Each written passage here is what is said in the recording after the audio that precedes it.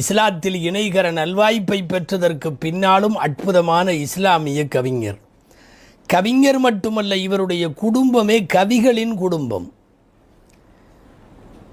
தந்தை கவிஞரானால் பிள்ளையும் கவிஞராகுவார் என்கிற அரபுகளினுடைய வழித்தோன்றல் முறை பிரகாரம் இவர்களின் குடும்பத்தில் எல்லாம் கவிஞர்கள்.